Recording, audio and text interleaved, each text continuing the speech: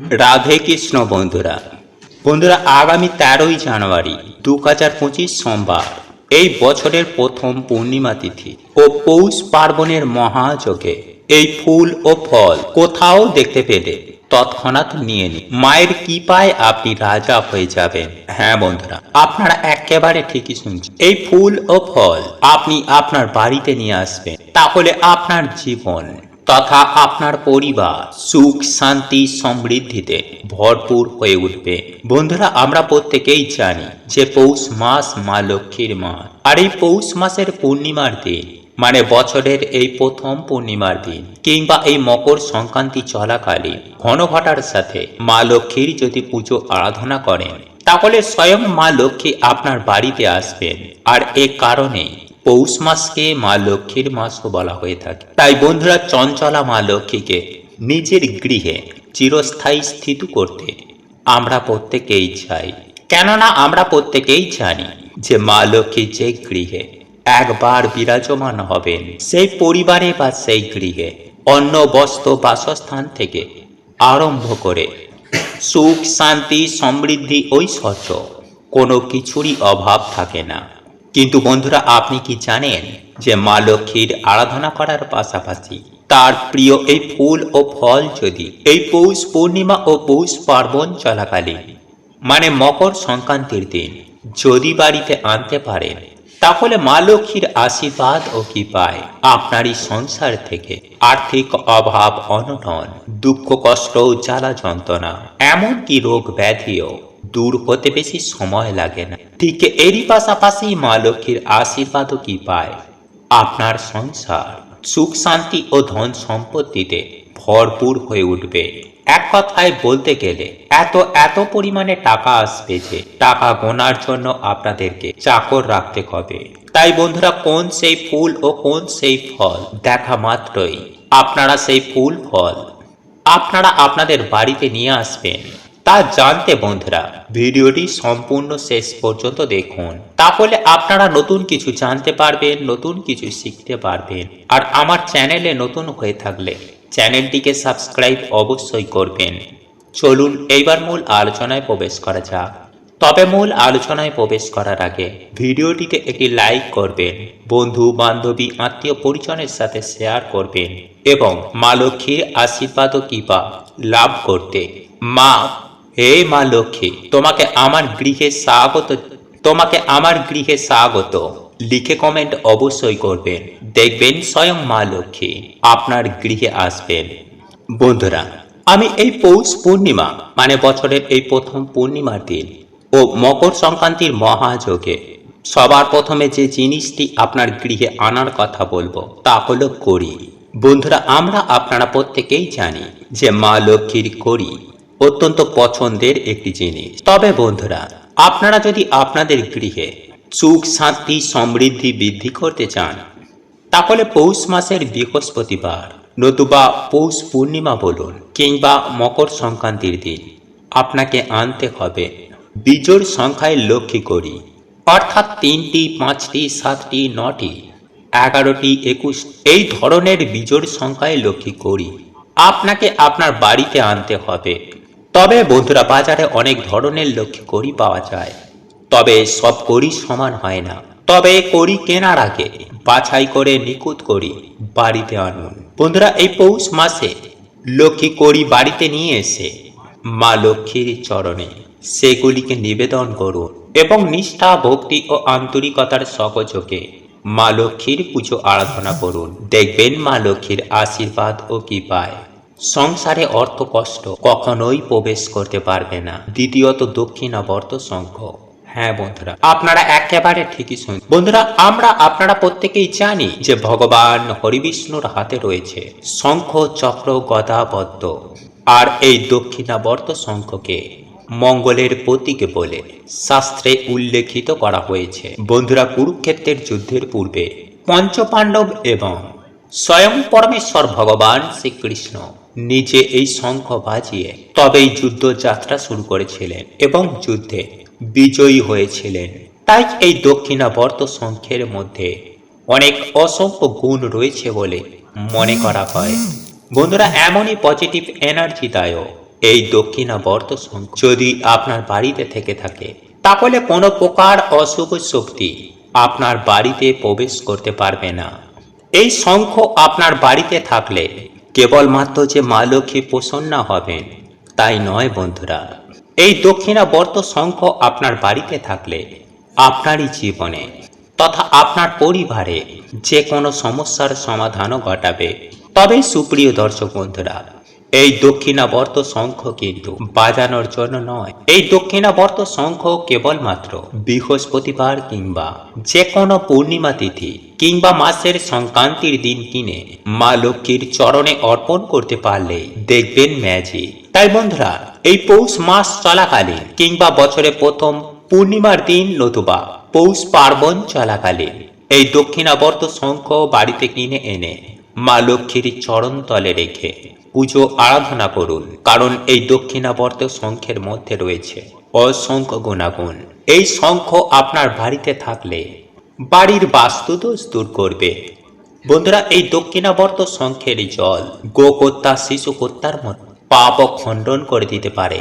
তাহলে বন্ধুরা, আপনারা নিশ্চয়ই বুঝতেই পারছেন যে এই দক্ষিণাবর্ত শঙ্খ কতটা গুণাগুণ রয়েছে।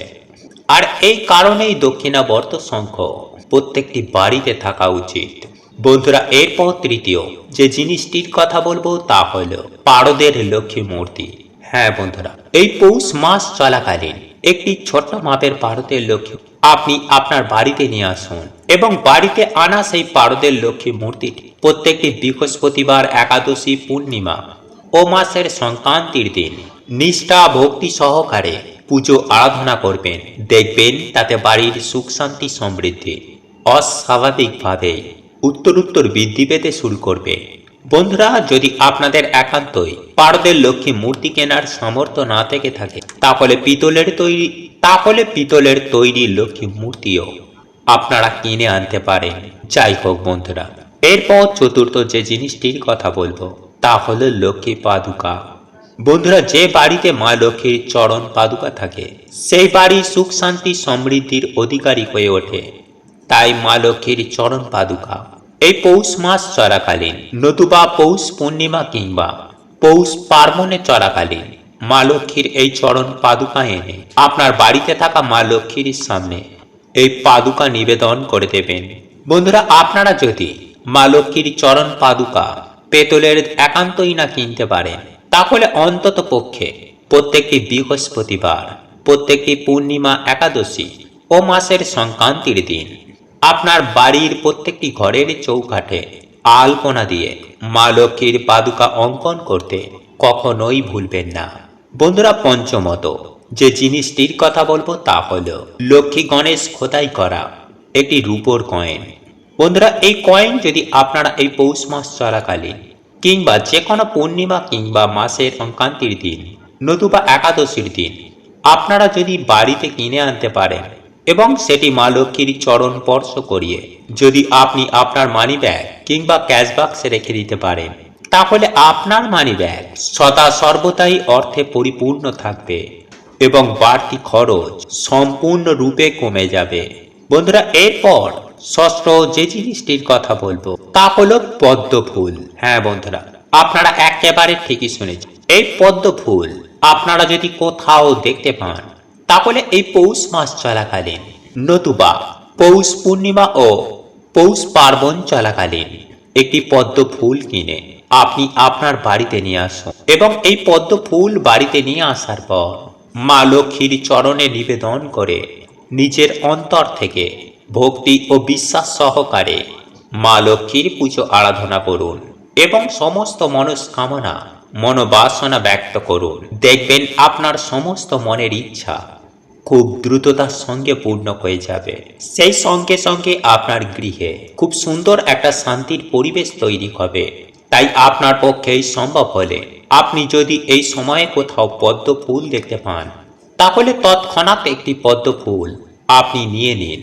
বন্ধুরা, একই সঙ্গে আপনাদেরকে জানিয়ে রাখি যে আপনারা যদি চরম ভয়ঙ্কর অর্থ কষ্টে জর্জরিত থাকেন, ঋণগ্রস্ত হয়ে থাকেন, আপনারা হয়তো অক্লান্ত কঠোর পরিশ্রম করছেন কিন্তু সেই পরিশ্রমে পর্যাপ্ত অর্থ আপনারা পাচ্ছেন না, হয়তো আপনারা ইনকাম করছেন কিন্তু সেই ইনকামের অর্থ সঞ্চয় করতে পারছেন না। কোনো না কোনো দিক থেকে আপনাদের বহু কষ্টে উপার্জিত অর্থ জলের মতো বেরিয়ে যাচ্ছে। তাহলে বন্ধুরা, আপনারা এই বছরের প্রথম পূর্ণিমার দিন, মানে এই পৌষ পূর্ণিমার দিন, নতুবা এই পৌষ পার্বণ ও মকর সংক্রান্তির মহাযজ্ঞে আপনারা মূলো ফুল ও সর্ষে ফুল যদি কোথাও দেখতে পান, তাহলে তৎক্ষণাৎ তুলে নিন এবং এই মূলো ফুল ও সর্ষে ফুল আপনার বাড়িতে নিয়ে এসে পূর্ণিমা তিথি চলাকালীন বা এই পৌষ পার্বণ চলাকালীন আপনারা মা লক্ষ্মীর চরণে নিবেদন করে আপনাদের মনোবাসনা জানান। হ্যাঁ বন্ধুরা, এই ফুল হাতে নিয়ে আপনারা কিসের জন্য মায়ের কাছে প্রার্থনা করছেন সেটি মাকে জানান। তারপর মা লক্ষ্মীর যে কোনো একটি মন্ত্র জপ করুন। সেই মন্ত্র জপ করার পর আপনারা বিশ্বাস সহকারে এই ফুল মায়ের চরণে নিবেদন করে দিন। দেখবেন রাতারাতি আপনাদের হাতে অর্থ আসবে। আপনারা যে কারণে এই মূলো ফুল সর্ষে ফুল মা লক্ষ্মীর চরণে নিবেদন করবেন, সেটি রাতারাতি সম্পূর্ণ হয়ে যাবে। বন্ধুরা, এরপর যে জিনিসটির কথা বলবো তা হলো, বন্ধুরা, আপনারা যদি এই পৌষ পূর্ণিমা ও পৌষ পার্বণ চলাকালীন ধানের শীষ যদি কোথাও দেখতে পান, তাহলে সেই ধানের শীষ আপনি তৎক্ষণাৎ নিয়ে নেবেন এবং সেই ধানের শীষ আপনার বাড়িতে নিয়ে আসবেন এবং সেই ধানের আপনি আপনার বাড়িতে থাকা মা লক্ষ্মীর চরণে নিবেদন করে মা লক্ষ্মীর পুজো আরাধনা করুন।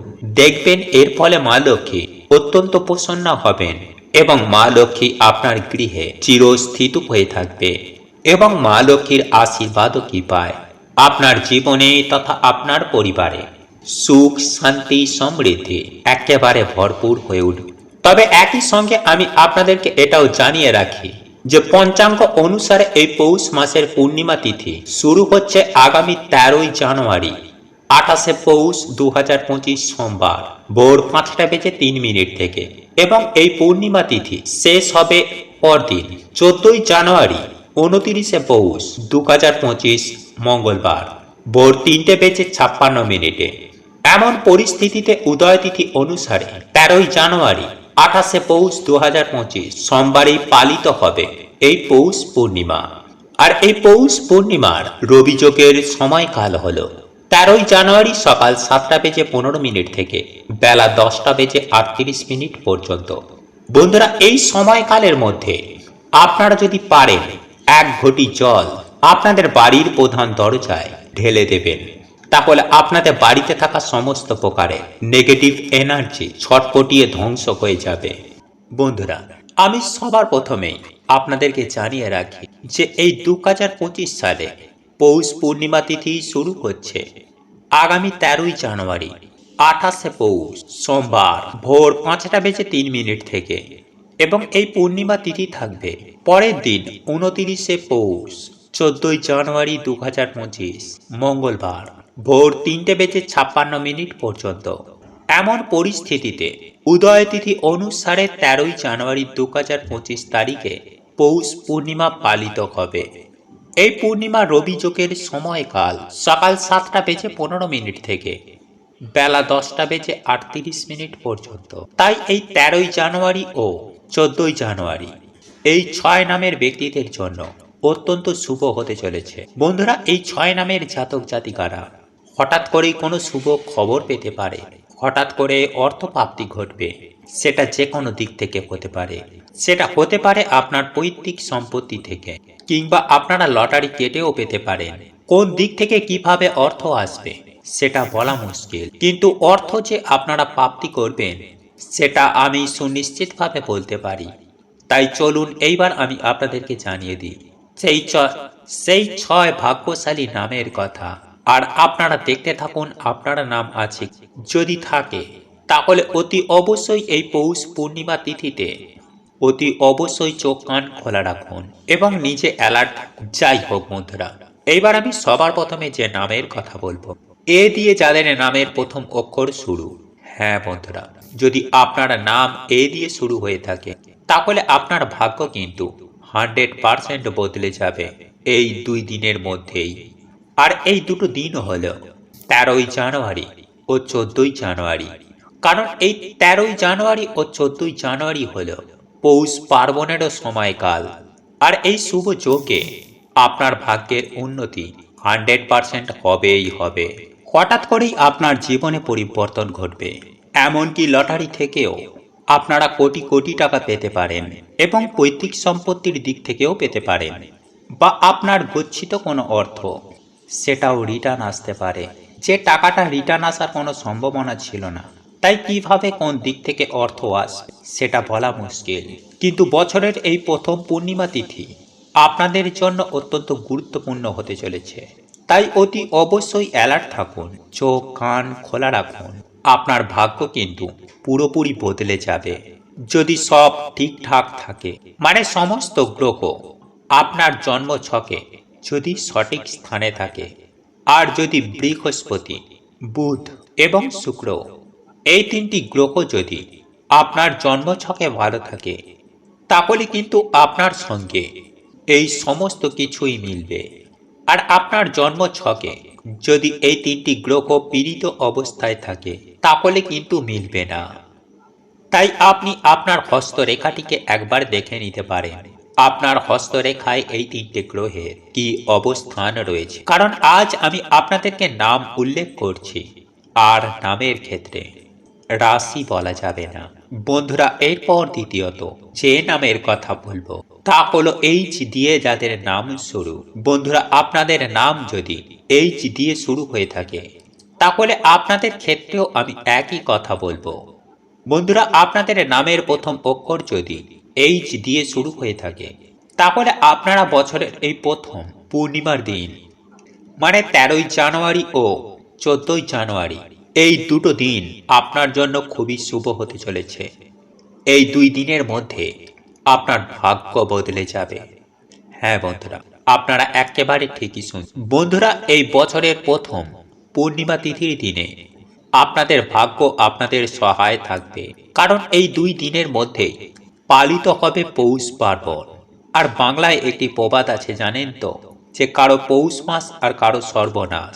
তাই আপনাদের এখন পৌষ মাস এসেছে, তাই আপনারা চোখ কান খোলা রাখুন, কারণ আপনাদের ভাগ্য যে এই দুই দিনের মধ্যে বদলে যাবে এটা আমি সুনিশ্চিত।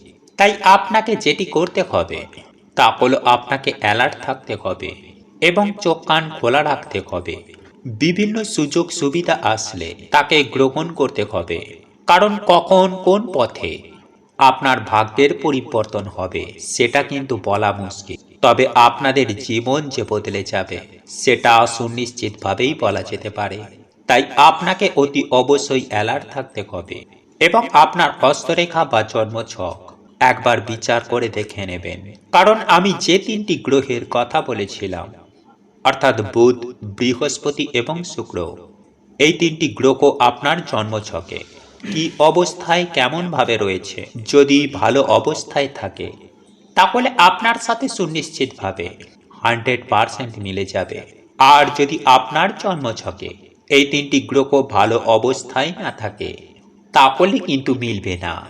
আর আপনাদের সুবিধার্থে যারা জন্ম ছক বিচার বিশ্লেষণ করতে পারছেন না, যাদের সঠিক টাইম জানা নেই বা সঠিক সময় জানা নেই, বা আপনাদের জন্ম সাল ঠিকঠাক মনে করতে পারছেন না, তাদের জন্যই নাম দিয়ে এই ভিডিওটি বানানোর চেষ্টা করলাম। কারণ প্রত্যেকেরই জানার একটা অধিকার আছে যে সামনের সময়টা ভালো আসছে না খারাপ। যাদের রাশি জানা আছে তারা তো রাশি ভিত্তিক বহু প্রোগ্রাম পেয়ে যাবেন, কিন্তু যাদের রাশি জানা নেই তাদের জন্যই আমি নাম দিয়ে এই প্রোগ্রামটা করছি, আপনাদেরই জানানোর উদ্দেশ্যে। যাই হোক বন্ধুরা, এরপর আমি যে নামের কথা বলবো তা হলো যে নামের জাতক জাতিকার কথা। বন্ধুরা, যদি আপনাদের নাম যে দিয়ে শুরু হয়ে থাকে, তাহলে আমি আপনার ক্ষেত্রেও একই কথা বলবো যে বছরের এই প্রথম পৌষ পূর্ণিমায় আপনার জীবন বদলে যেতে চলেছে। কারণ বন্ধুরা, এই পৌষ পূর্ণিমা তিথি চলাকালীন এক শুভ যোগ তৈরি হবে, যার ফলে যে নামের জাতক জাতিকাদের ভাগ্য একেবারে বদলে যাবে। আপনারা বলতে পারেন আপনাদের পুরো পৃথিবী বদলে যাবে, কারণ যে নামের জাতক জাতিকাদের হঠাৎ করেই প্রচুর পরিমাণে অর্থ প্রাপ্তি ঘটবে, সেটা যে কোনো দিক থেকে হতে পারে, যে কোনো উপায়ে হতে পারে। শুধুমাত্র আপনাকে দেখে নিতে হবে আপনার জন্ম ছকে বা আপনার হস্তরেখা বুধ, বৃহস্পতি এবং শুক্র সঠিক স্থানে আছে কিনা। যদি এই তিনটি গ্রহ আপনার জন্ম ছকে বা আপনার হস্তরেখায় নিম্ন অবস্থায় থাকে, তাহলে কিন্তু এটা মেলা মুশকিল হয়ে পড়বে। তাই যদি আপনার জন্ম ছকে এই তিনটি গ্রহ ভালো অবস্থায় থাকে, তাহলে আপনারা চোখ কান খোলা রাখুন, বিভিন্ন সুযোগ সুবিধাকে গ্রহণ করুন। কেউ বলতে পারবে না কোন পথে আপনার কাছে প্রচুর প্রচুর পরিমাণে অর্থ আসবে। এক কথায় বলতে গেলে বন্ধুরা, যে নামের জাতক জাতিকারা এই পৌষ পূর্ণিমা তিথি চলাকালে কোটিপতি থেকে মহা কোটিপতি হয়ে উঠবেন। বন্ধুরা, এরপর যে নামের জাতক জাতিকাদের কথা বলবো তা হলো এস। হ্যাঁ বন্ধুরা, আপনার নাম যদি এস দিয়ে শুরু হয়ে থাকে, তাহলে আপনার ক্ষেত্রেও কিন্তু আমি একই কথা বলবো যে এই 13ই জানুয়ারি ও 14ই জানুয়ারি পৌষ পূর্ণিমা ও পৌষ পার্বণ চলাকালীন আপনাদের ভাগ্য একেবারে বদলে যায় যদি এই তিনটি গ্রহ আপনার জন্ম ছকে সঠিক স্থানে থাকে। তাই বন্ধুরা, আপনারা চোখ কান খোলা রাখুন এবং বিভিন্ন সুযোগ সুবিধাকে কাজে লাগান। কারণ আমি গ্রহ নক্ষত্র বিচার বিশ্লেষণ করে আপনাদেরকে সুনিশ্চিতভাবে বলতে পারি যে এস নামের জাতক জাতিকাদের প্রচুর প্রচুর পরিমাণে অর্থপ্রাপ্তি হবে। এক কথায় বলতে গেলে যে নামের জাতক জাতিকার মতোই এস নামের জাতক জাতিকারাও কোটিপতি থেকে মহা কোটিপতি হয়ে উঠবে। তাই চোখ কান খোলা রাখুন, বিভিন্ন সুযোগ সুবিধাকে কাজে লাগান।